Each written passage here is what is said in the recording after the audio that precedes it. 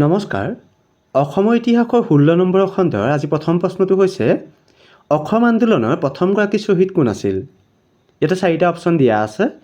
এ দিয়া আছে মণিৰাম দেৱান, বি দিয়া আছে ৰঞ্জিত বৰপূজাৰী, চি দিয়া আছে ভোগেশ্বৰী ফুকননী আৰু ডি দিয়া আছে খগেশ্বৰ তালুকদাৰ।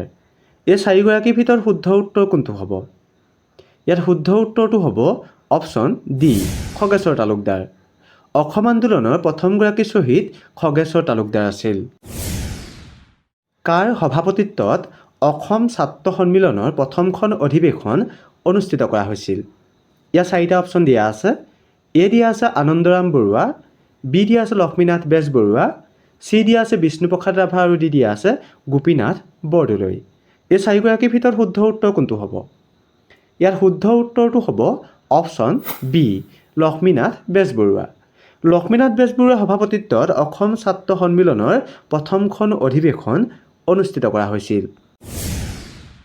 অসম সাহিত্য সভা কোন চনত প্ৰতিষ্ঠা কৰা হৈছিল?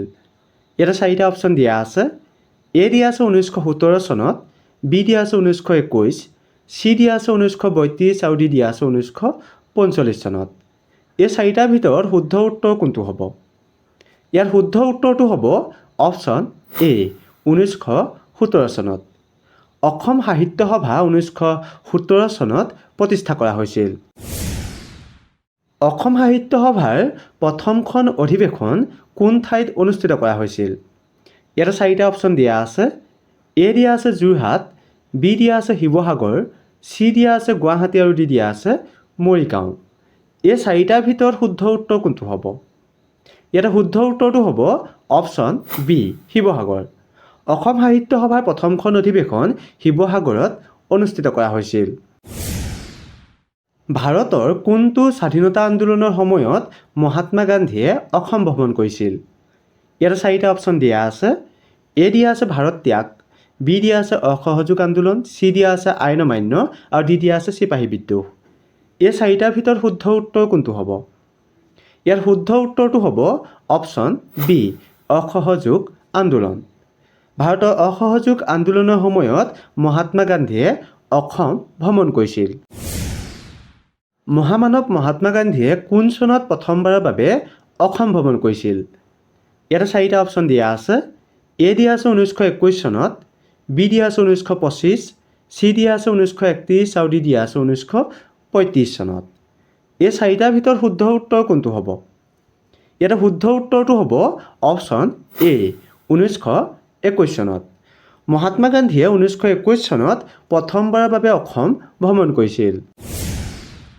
মহাত্মা গান্ধীয়ে কাক অসমৰ সৰোজিনী বুলি অভিহিত কৰিছিল? ইয়াত 4টা অপশ্যন দিয়া আছে। এ দিয়া আছে পুষ্পলতা দাস, বি দিয়া আছে চন্দ্ৰপ্ৰভা শইকীয়ানী, চি দিয়া আছে ভানুমতী তালুকদাৰ আৰু ডি দিয়া আছে কনকলতা বৰুৱা।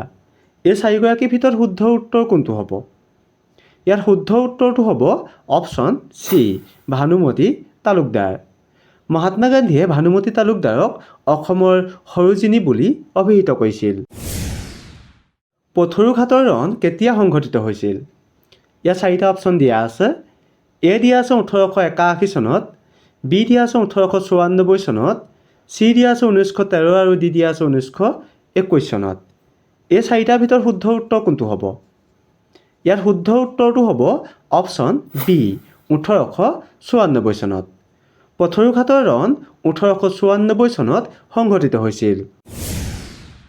ভাৰতৰ স্বাধীনতা সংগ্ৰামী বাহাদুৰ গাঁওবুঢ়াৰ প্ৰকৃত নাম কি আছিল? ইয়াতে 4টা অপশ্যন দিয়া আছে। এ দিয়া আছে ছিদ্দিক আলী, বি দিয়া আছে ইছমাইল শ্বাহ, চি দিয়া আছে শ্বেখ বাহদিল আৰু ডি দিয়া আছে মহম্মদ ছাদুল্লাহ। এই 4জনৰ ভিতৰত শুদ্ধ উত্তৰ কোনটো হ'ব?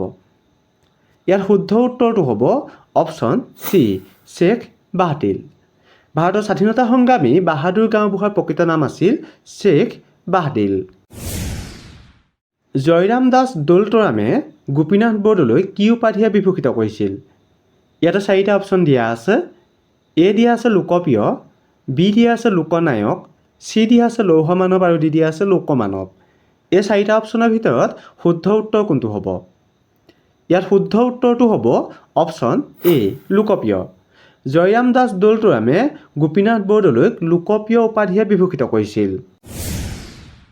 এইটো খণ্ডত আপোনালোকলৈ আগবঢ়োৱা প্ৰশ্নটো হৈছে বিখ্যাত দাণ্ডী পদযাত্ৰাত অসমৰ পৰা কোনে যোগদান কৰিছিল? ইয়াতে 4টা অপশ্যন দিয়া আছে। এ দিয়া আছে গোপীনাথ বৰদলৈ, বি দিয়া আছে লীলাধৰ বৰুৱা, চি দিয়া আছে নবীন চন্দ্ৰ বৰদলৈ আৰু ডি দিয়া আছে তৰুণৰাম ফুকন। এই 4গৰাকীৰ ভিতৰত শুদ্ধ উত্তৰ কোনটো হ'ব আপোনালোকে কমেণ্ট কৰি জনাব। আৰু যিসকলে ভিডিঅ'টো চাই ভাল লাগিলে আগলৈ শ্বেয়াৰ কৰি দিব। ধন্যবাদ।